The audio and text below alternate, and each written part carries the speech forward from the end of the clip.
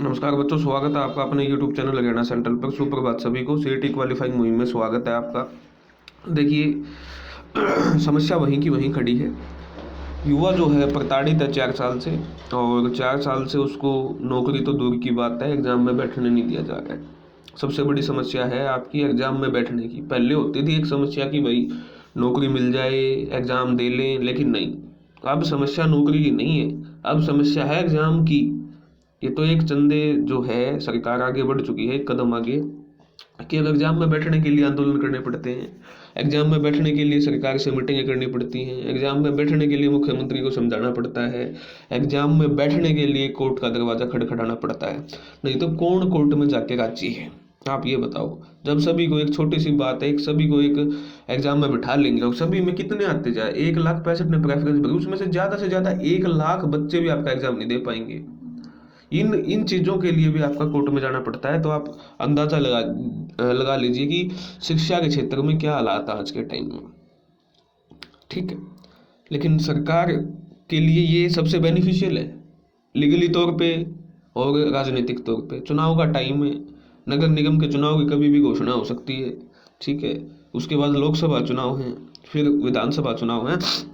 इन चुनाव में, और सबसे बड़ी बात है, 10 साल राज करने के बाद, 10 साल राज करने के बाद भी कोई सरकार इतना मतलब अड़ती है, अहंकार दिखाती है, वो भी बच्चों को लेके, बच्चों के प्रति एक एग्जाम में नहीं बैठा रही है, और 10 साल की एंटी इनकम्बेंसी के साथ।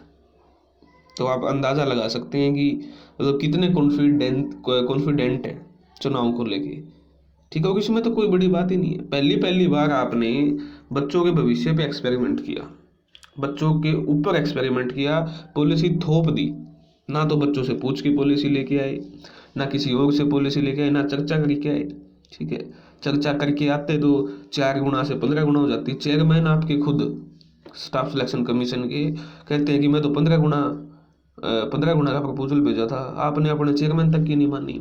चंद अफसरों से आपने कह के मिला के, चंद अफसरों को जिम्मेदारी दे के एसी के कमरे में बैठा के ये अपनी मन मर्जी की पॉलिसी थोप दी, और लोकतांत्रिक मूल्यों की आपने लगभग लगभग हत्या कर दी। क्यों? आपने किसी स्टूडेंट से तो पूछा नहीं। स्टूडेंट की पॉलिसी है, स्टूडेंट की हक की पॉलिसी है। मानते हैं सरकार है, तंत्र है, सिस्टम है, कुछ भी कर सकती है, लेकिन जो पॉलिसी, बच्चों की जो पॉलिसी है, वो बच्चों से पूछ के लेके आनी चाहिए।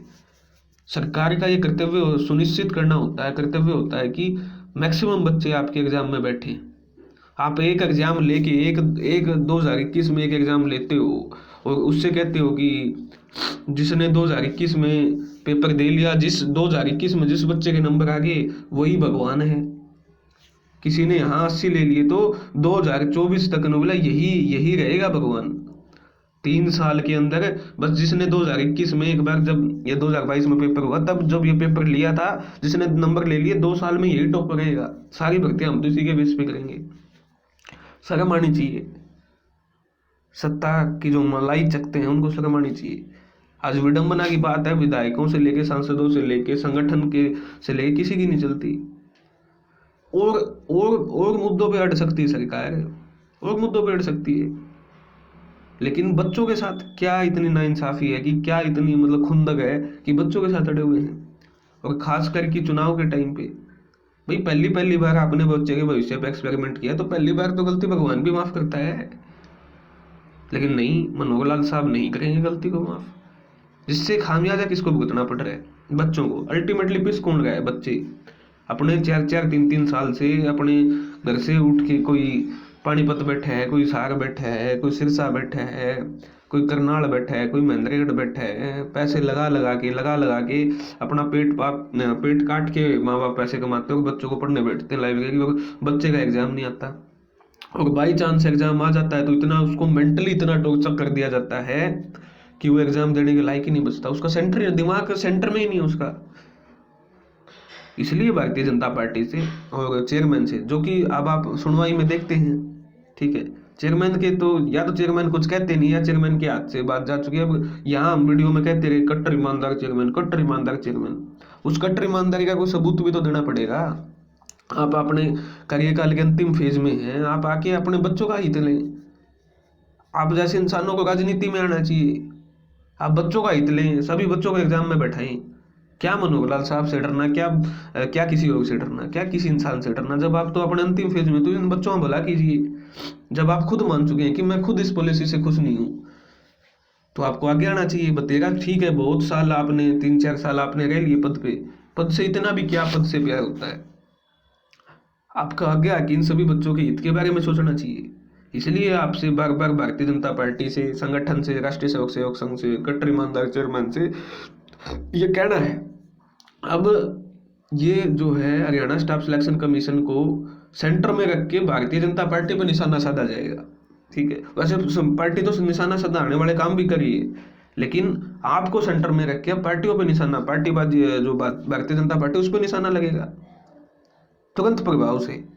जिन ग्रुपों में अगर आप समझदार हैं, संगठन के प्रति आपका लगाव है, या चाहते हैं आप अच्छा काम हो, या भारतीय जनता पार्टी का चाहती है कि वो इसमें हरियाणा में तीसरी बार रिपीट करे, तो तुरंत प्रभाव से जिन जिन ग्रुपों के पेपर बचे हैं, ठीक है, और 56-57 तुरंत प्रभाव से रद्द करके, और जिन जिन ग्रुपों के पेपर बचे सभी बच्चों को एग्जाम में बैठाया जाए। ठीक है, कि इन्होंने कोई खैरात में नहीं मांग रहे आपसे, या इन्होंने कोई गलती नहीं की है, सारी की सारी गलती है आपकी।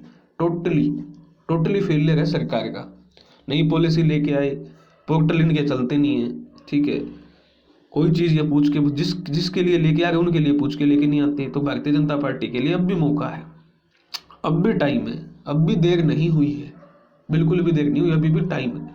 आपने 14-15 तक जिन ग्रुपों में 4 गुना से कम थे उनके पेपर ले लिए, अच्छी बात है। ठीक है, अब इसके बाद आपको सभी बच्चों को एग्जाम में बैठाना चाहिए। आगे आके कोई आपका विरोध नहीं करेगा, और जो विरोध कर रहा है वो आपको दिख रहा है। अब तो वो पार्टी का विरोध कर रहे हैं साहब, हरियाणा स्टाफ सिलेक्शन कमीशन का विरोध नहीं कर रहे हैं। ये बात आपको समझनी पड़ेगी। और ये बात आप नहीं करोगे तो कोर्ट में तो ये मामला सालों साल चलता रहेगा। आपको पता है HPSC और HSSC, HPSC तो आपका कह चुकी है कि हम 42 से घटा के 38 नहीं करेंगे, कट ऑफ डबल बेंच में जाएगी। अगर HPSC डबल बेंच में जाती है और जीत आती है तो HSSC की भर्तियां पड़ गिरनी है। ठीक है, अगर आपकी HPSC डबल बेंच में नहीं जाती है, हार मान जाती है, तो 30+ जो आपकी वैकेंसी है HPSC की वो गिरनी है। ठीक है, कल भी मैंने बोला था कुआं है एक खाई है, कुआं HSSC के लिए, HPSC के लिए खाई है। तो अब देखना है, HPSC जीतेगी तो भी HSSC को नुकसान, तो भी सरकार को नुकसान है। HPSC हारेगी तो ज्यादा नुकसान है, क्योंकि 30+ भर्तियां हो चुकी है, और रिकमेंडेशन जो लेटर है काफी सारी भर्तियों के वो भेजे जा चुके हैं HPSC के द्वारा। तो आपको लगता है कि HPSC बैकफुट पे आएगी? तो सरकार ने खुद के पैर पे तो नहीं, माथे में कुल्हाड़ी मारने का काम किया है। अभी भी टाइम है, अभी भी टाइम है। इसलिए मैं आपको बार बार एक ही बात कह रहा हूँ, अभी तक आप कुछ नहीं किया है आपने। ITI इंस्ट्रक्टर की भर्ती है 2019 की। ITI इंस्ट्रक्टर की भर्ती, अगर तुम ईमानदार बच्चे हो तो ITI इंस्ट्रक्टर की भर्ती को जाके पढ़ो एक बार। ITI इंस्ट्रक्टर की भर्ती आज 5 साल हो गए पूरे, आज 2024 स्टार्ट हो गया। ITI इंस्ट्रक्टर की भर्ती पूरी क्यों नहीं हो पाई? सिर्फ और सिर्फ कमीशन की नाकामी। जल्दबाजी में पेपर लिया गया, ऑनलाइन पेपर लिए गए, और कितना बड़ा गड़बड़ घोटाला हुआ है।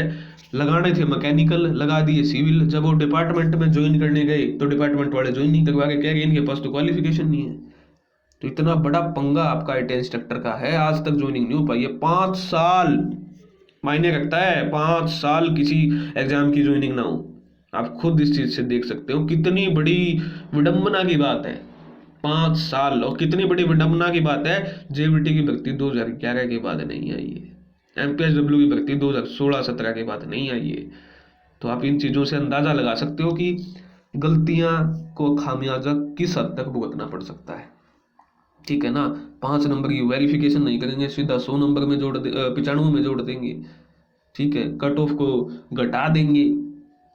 नंबर ऑफ स्टूडेंट की जो SC BCA है उनके नंबर ऑफ स्टूडेंट कम है, बाकी कैटेगरी के स्टूडेंट ज़्यादा हैं। राइट इक्वलिटी का आनंद करेंगे। जब आपको पता था कि भाई ऐसा होने वाला है तो आप ये पॉलिसी लेके क्यों आए? हमने तो ये पॉलिसी लेके नहीं आए, मैं तो हरियाणा सेंट्रल तो ये पॉलिसी लेके नहीं आया। ठीक है ना, अगर हरियाणा सेंट्रल एकमात्र चैनल है जो मेरे हरियाणा के भाई बहन की आवाज़ उठाता है, आज भी उठा रहा है और उठाता रहेगा। ठीक है ना, बोलने वाले तो बोलेंगे, कि ये कर दो वो कर दो, उनका तो हित पूरा हो चुका है भाई। हम तो आवाज़ उठाएंगे, 38 नंबर वाले की आवाज़ हम उठाएंगे, 40 वाले की हम उठाएंगे, 54 वाले की हम उठाएंगे, 64 वाले की हम उठाएंगे, 74 वाले की हम उठाएंगे, 84 वाले की हम उठाएंगे। हम तो आवाज़ उठाएंगे, वीडियो ऐसे ही बनेगी, रोकने वाला नहीं है कोई भी। सच्चाई को कौन रोक सकता है, दबा सकता है कोई सच्चाई को? तो हरियाणा सेंट्रल तो जब तक आवाज़ उठाएगा तब तक आपका कुछ हो नहीं जाता, जब तक मेरे हाथ में है। अभी जोइनिंग लेटर पकड़ा दें तो उसमें तो मैं क्या कर सकता हूँ? हाँ, अभी मैं आवाज़ उठाना ही बंद कर दूँ, चुपचाप औरों की तरह मैं भी बुज़दिल बन के एक साइड कोने में बैठ जाऊँ? ना ना ना ना, वो हमारा ज़मीर अलाउ ही नहीं करता, मेरा ज़मीर। हम तो आवाज़ उठाएंगे। अब हमारी आवाज़ से फ़ायदा पड़ता हो तो ठीक है, किसी को अच्छी लगती है तो सुने। जब ये चैनल स्टार्ट हुआ था 5 लोग देखते थे, आज 2000-1500 लोग देखते हैं, ठीक है ना? तो ये सोच के हमने शुरू ही नहीं किया। आज दोबारा से 5 लोग देखने लग जाएं तो भी कोई दिक्कत नहीं है, मेरी वीडियो मैं खुद ही देख लूँगा भाई, कोई समस्या नहीं है। लेकिन सच्चाई से पीछे नहीं हटेंगे, सच्चाई बोलना जारी रखेंगे। और फिर से सरकार से रिक्वेस्ट है, सभी बच्चों को एग्जाम में बैठाएं, सभी का हित को साधने का प्रयास करें। भोपाल सिंह खदरी इन बातों को सुन के समझेंगे, अच्छे इंसान हैं, और चेयरमैन तक ये बात जाएंगी तो वो उनको एहसास होगा कि हाँ भाई बातें सही हैं, सभी बच्चों को एग्जाम में बैठाना चाहिए, ठीक है। ऑलरेडी उनको एहसास है तो आगे बढ़ के थोड़ा आपका कठिन कदम उनको उठाना चाहिए।